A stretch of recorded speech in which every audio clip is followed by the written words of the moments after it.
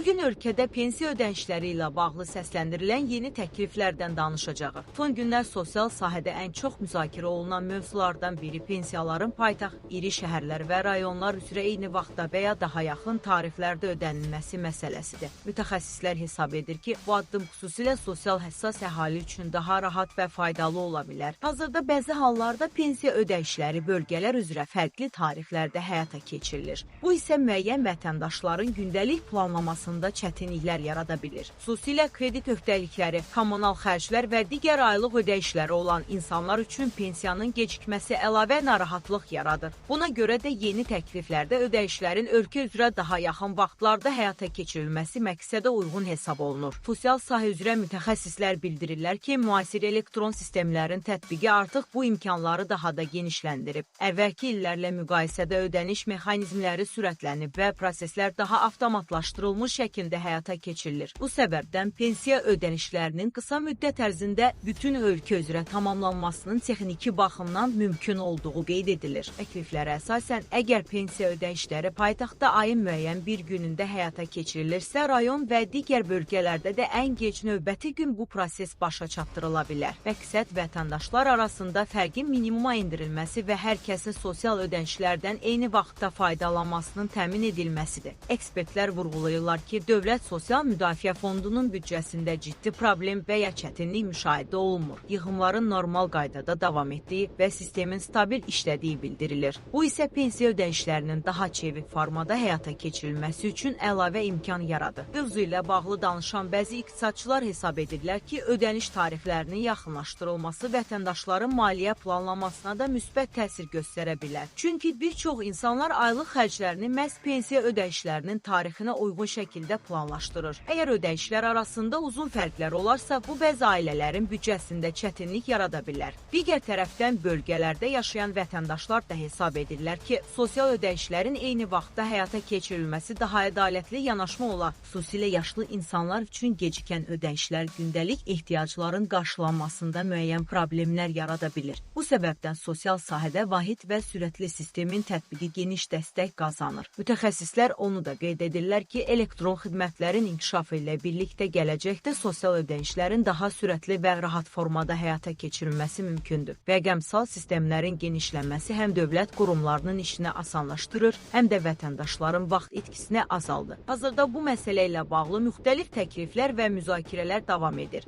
Yaxın dövrdə pensiya ödənişləri sistemində hansı dəyişikliklərin olacağı isə rəsmi qərarlardan sonra məlum olacaq. Vətəndaşlar isə ümid edirlər ki, gələcəkdə sosial ödənişlər daha qısa müddətdə və daha rahat şəkildə həyata keçiriləcək. Hörmətli izləyicilər, siz bu mövzu barədə nə düşünürsünüz? Pensiya ödənişlərinin bütün bölgələrdə eyni vaxtda həyata keçirilməsi sizcə faydalı olarmı? Fikirlərinizi şərh bölməsində yaza bilərsiniz. Kanalımıza abunə olmağı və videonu bəyənməyi unutmayın. Ən son xəbərlər və sosial mövzularla bağlı yeniliklər üçün bizi izləməyə davam edin.